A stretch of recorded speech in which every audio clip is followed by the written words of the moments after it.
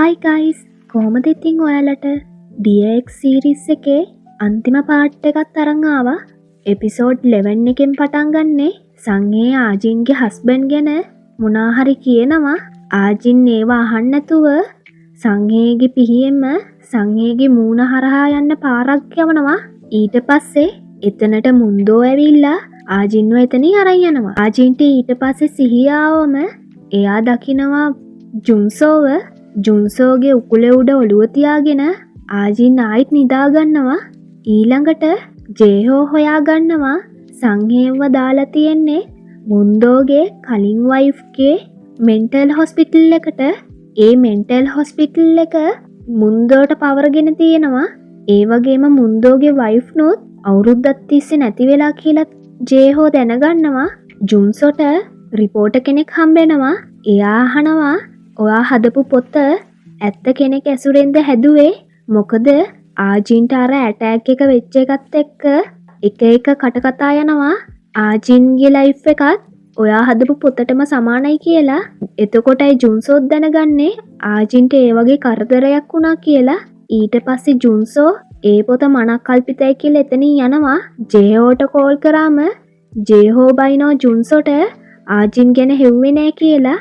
ඊළඟට ආජින් ගිහිල්ලා ප්‍රධාන සේවිකාවගෙන් තේ එකක් ඉල්ලනකොට එයා දකිනවා පැත්තක හිටිය සේවිකාවෝ ආජින්ට විරුද්ධව ඉන්නවා වගේ දකිනවා. පස්සේ තමයි දැනගන්නේ එයා ඒක මවාගත්ත දෙයක් කියලා.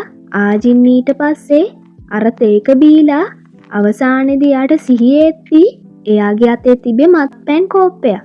ආජින් කල්පනා කරනවා එයා කොයි වෙලේද බිව්වේ කියලා. මේවා හැමතැනම විනාශ වෙලා වගේම අර ලොක් කරලා තිබ්බ දොරත් කඩාගෙන ගිහිල්ලා කියලා දැක්කම ආජින්ට මතක් වෙනවා එයා තමයි මේ සේරම කරේ කියලා. ආජින් ප්‍රධාන සේවිකාවට කියනවා කලින් කෙනාට වගේ මට පිස්සු නෑ, මුන්දෝට කියන්න මම බීලා වැඩි වෙලා මේ වගේ දෙයක් කරේ කියලා. ඒ අතර ආජින් ජේහෝටත් කෝල් කරලා තිබිලා ෂූටින් ඉවර වුණාට පස්සේ ජේහෝ ආජින්ගෙන් ප්‍රශ්න කරනවා ඔයා මොකද්ද මුන්දෝ කරේ කියලා කිව්වේ? ඔයා බය වෙලාද ඉන්නේ කියලා. ආජින්ට කිසි දෙයක් මතක නැහැ කියනවා. ජේහෝ කියනවා ඔන්න ඔහම තමයි කලින් වයිෆ්ටත් වෙලා තියෙන්නේ. ඔයා ඒ මිනිහයාගෙන් ඈත් වෙන්න කියලා.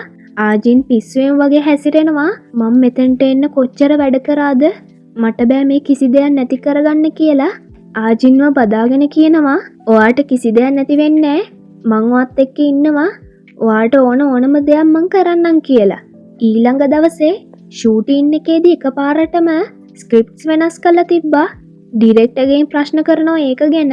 මොකද ඒ සිද්ධියත් ආජින්ගේ තාත්තගේ කේස් එකට සමාන නිසා. ඊට පස්සේ ඒක රඟපාද්දී ආජින් කීප වතාවක් මේක කරන්නේ. අන්තිමේදී යා හිත හදාගන්නවා මේක ෂූටින් එකක් විතරයි කියලා. එතන හිටියේ ඒ නළුවට ගහගෙන යනවා. කට් කියලා කිව්වත් ඒක නතර කරන්නේ. අන්තිමේදී ඒ නළුවට හොඳටම තුවාලත් වෙනවා. ඊට පස්සේ ඒවත් ආටිකල්ස් විදියට යනවා. ඒ අතර ආජින් ඩිරෙක්ටර්ගෙන් අහනවා ඇයිවා එකපාරටම ස්ක්‍රිප්ට් වෙනස් කරේ කියලා. ඩිරෙක්ටර් කියනවා ඔයාගේ හස්බන්ඩ් තමයි ඒක කරන්න කිව්වේ කියලා. ඊට පස්සේ ඒක ගැන මුන්දෝගෙන් ප්‍රශ්න කරනවා. මුන්දෝ කියනවා ඔයා මට ඕන විදියට හිටියේ නැති නිසා එහෙම කරේ. එතකොට ඔයා මංගාවටවත් වෙලා ඉඳීන්නේ කියලා. ආජින් කියනවා ඒ සේරම ආටිකල් සයින් කරන්න කියලා. මුන්දෝ කියනවා ඔයාට ඔය ලැබිලා තියෙන ඔයාගේ පනිෂ්මන්ට් එක කියලා. ඊට පස්සේ අපිට ආයිත් පෙන්නනවා ආජින් අර ජුන්සෝව දැක්කේ. එතන ඇත්තටම හිටියේ ජුන්සෝ නෙමේ, මුන්දෝ හිටියේ. ආජින් ජුන්සෝ එතන ඉන්නේ කියලා මවාගෙන එයා කියනවා එදා අම්මා පණ ඇදගෙන ඉන්න අතරේ එතනට වෙලා බලාගෙන හිටියේ හින්දා තමයි මට මේ වගේ පනිෂ්මන්ට් එකක් හම්බෙන්නේ නැත්තේ කියලා කියනවා. ඊට පස්සේ මුන්දෝ කියනවා ඔයාට මේ දේවල් නැති කරගන්න ඕනේ නැත්තම් මට ඕන විදියට ඉන්න කියලා. මුන්දෝ ඊට පස්සේ ආජින්ව පූල් එකට තල්ලු කරලා ජුන්සෝට කෝල් කරනවා ආජින්ව හම්බෙන්න කියලා. ජුන්සෝ ඇවිල්ලා ආජින් එක්ක කතා කරද්දී ආජින් එතන පිස්සෙක් වගේ හැසිරෙනවා. ජුන්සෝත් බය වෙනවා ඒකට. ඊට පස්සේ ආජින් ගෙදර ගිහිල්ලා ජේහෝට කෝල් කරනවා. ජේහෝ කියනවා මං ඔයා වෙනුවෙන් ඕනම දෙයක් කරනවා, මං දැන් ඒකට ලෑස්ති කියලා. ඊළඟ දවසේ ආජින් මුකුත් නොවුනා වගේ ඇවිල්ලා මුන්දෝ එක්ක බ්‍රෙක්ෆාස්ට් ගන්නවා. මුන්දෝ අහනවා ඔයාට ඊයේ වෙච්ච දේවල් මතක නැද්ද කියලා පූල් එකේදී. ආජින් කියනවා මට එහෙම කිසි දෙයක් මතක නෑ කියලා. ඒ අතර ජේහෝ මුන්දෝගේ මිනිස්සෙට තර්ජනය කරනවා.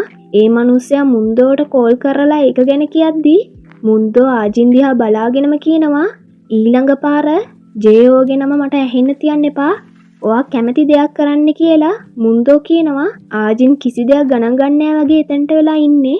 ඊට පස්සේ ජේහෝ එයාගේ ළඟ හිටිය කෙනාලවා කැමරා සෙට් කරවනවා තැනක. රෑ මුන්දෝගේ කට්ටිය එයාගේ පස්සෙන් එනවා. එයා ඒ කැමරා තියෙන පැත්තට ඒගොල්ලෝ අරගෙන ඇවිල්ලා එතන ජේහෝ තනියම අර සෙට් එකත් එක්ක ගහගන්නවා. එපිසෝඩ් 12 දී ජේහෝ හොඳටම ගුටි කාලා බිම වැටිලා ඉන්නවා. එයා හරියටම කැමරාව ඉස්සරහා ඉන්නේ. ඊට පස්සේ අපිට පෙන්නනවා ඒක වෙන්න කලින් ඒ කැමරාවල තියෙන වීඩියෝස් ඒ වගේම ඕඩියෝස් ජේහෝත් එක්ක ඉන්නේ මිනිස්සයාගේ ෆෝන් එකට වැටෙන විදිහට සලස්වනවා. ජේහෝ ඒ කැමරාව ඉස්සරහා අර මිනිස්සයාලව මේකට මුන්දෝ සම්බන්ධයි කියලා කියවගෙන ජේහෝ දන්නවා මෙතනින් පස්සේ එයාට ආයෙත් ජීවත් වෙන්න වෙන්නේ නැහැ කියලා. ඒ මිනිස්සු කට්ටිය ජේහෝ ඒ ගොඩනැගිල්ලෙන් පල්ලෙහාට දානවා. ඊට පස්සේ අපිට පෙන්නනවා ජේහෝගේ බොඩි එක ඒ වගේම කැමරාස් වල තියෙන වීඩියෝස් ලින්ක් එකක් මාර්ගයෙන් ජුන්සොට වගේම ආජින්ටත් යවනවා. ජුන්සෝ ඒක බලලා අර මිනිස්සයව හම්බෙනවා. ඒ මිනිස්සයත් දැනන් හිටියේ නෑ මේ ජේහෝ කරපු වැඩේ ගැන.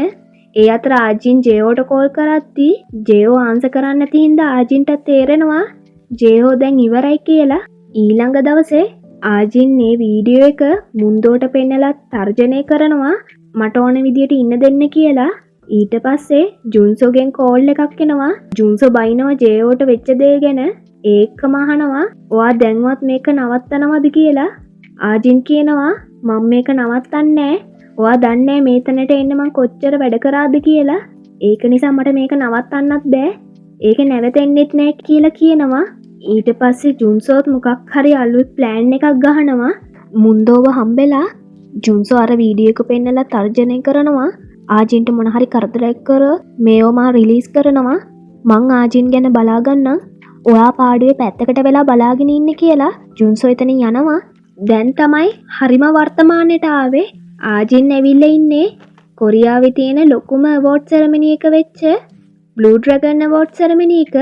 හැමෝම කතා වෙනවා ආජින්ට මේ පාර හොඳම නිලිය සම්මානය හම්බ වෙයි කියලා. ඉතින් මේක ආජින්ගේ ලස්සනම දවසක්. ඒ දවසේම ජුන්සෝ සර්ප්‍රයිස් එකක් දෙනවා ආජින්ට.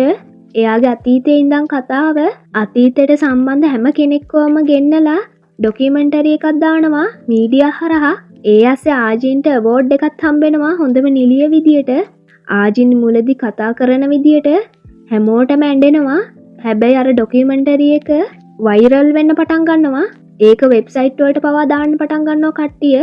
එතන ඔඩියන්ස් එකේ ඒව බලලා එකපාරට මූඩ් එක වෙනස් වෙනවා. ආජින්ට ඒක තේරිලා එයා බෑක් ස්ටේජ් එක පැත්තට යනවා. එතකොට දකිනවා හැමෝම ටීවී එක දිහා බලාගෙන ඉන්නවා. අර ඩොකියුමන්ටරි එක අන්තිමේදී ජුන්සෝ තමයි කතා කරන්නේ ආජින් කොයි වගේ කෙනෙක්ද කියලා. ආජින් ඊට පස්සේ ඉන්න බැරි කමට එතනින් යනවා. ඉතින් ජුන්සෝ තාසාවෙන් නෙමෙයි මේක කරන්න කියලා පෙන්නනවා. ආජින් ඊට පස්සේ පාරේ හැමතැනම ඇවිදිනව පිස්සෙක් වගේ. අන්තිමේදී ජුන්සෝට හම්බෙනවා.